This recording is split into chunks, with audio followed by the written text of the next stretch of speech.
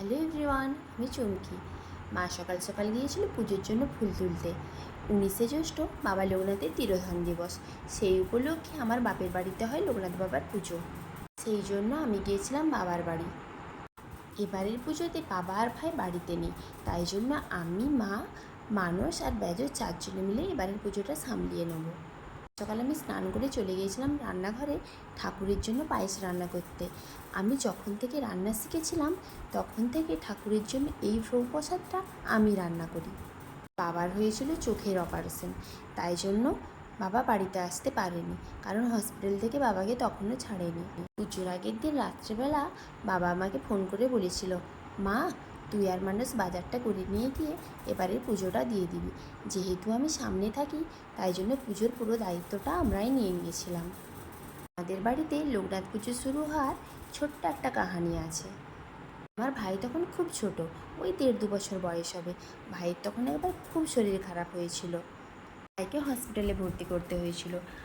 আর তখনই মা ঠাকুরের কাছে মানত করেছিল যে ভাই যদি সুস্থ হয়ে বাড়ি চলে আসে তখন বাবা লোকনাথের খুব ঘটা করে পুজো দেবে।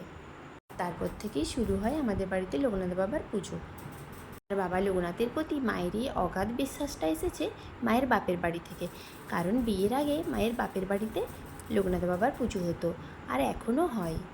আগে আমরা যখন খুব ছোট ছিলাম তখন আমাদের বাড়িতেও খুব ঘটা করে লোকনাথ বাবার পুজো হতো, এখনও হয় যদিও।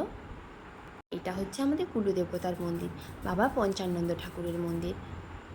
আগে এই জায়গায় ছিল মস্ত একটা বট গাছ, সেই বট গাছের নিচেই ছিল আমাদের কুলদেবতা বাবা পঞ্চানন্দ ঠাকুর।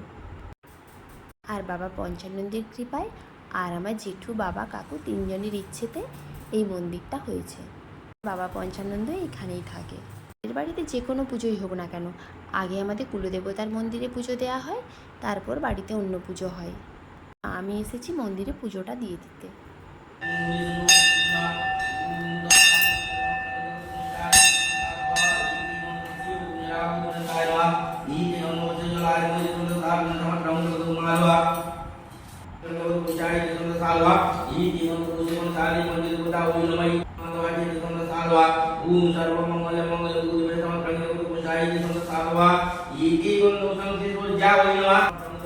মায়ের মন্দিরে পুজোটা দিয়ে আমি বাড়িতে গিয়ে লোকনাথ বাবার পুজো জোগাড়টা করে নিই। আর আমি এখন বাড়িতে চলে এসেছি। এটা হচ্ছে আমাদের সন্ন্যাসীর মন্দির, আর এটা আমাদের তুলসীর মন্দির।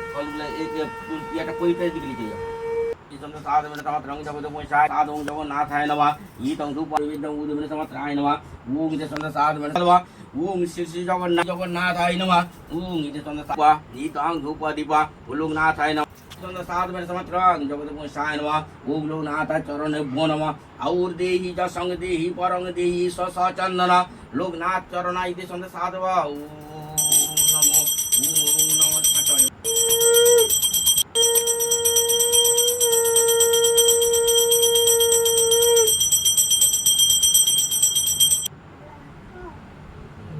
ভালো রাখো আমাকে, সবাইকে ভালো রাখো, সবাইকে। হ্যাঁ হ্যাঁ লোকনাথ বাবা। হ্যাঁ হ্যাঁ পুজো শেষ হয়ে গেছে আর আমার ভাই ঝিয়ে এসেছে বাবা লোকনাথকে প্রণাম করতে। আর আমরা এখন খেয়ে নেবো ঠাকুরের প্রসাদ। বছর ঠাকুরের প্রসাদটা বাবাই রান্না করে, বছর ছিল না বলে ব্যাজুই রান্না করেছে ঠাকুরের প্রসাদটা। ভিডিওটা এখানেই শেষ করছি, দেখা হচ্ছে পরের ভিডিওতে। Bye, tata.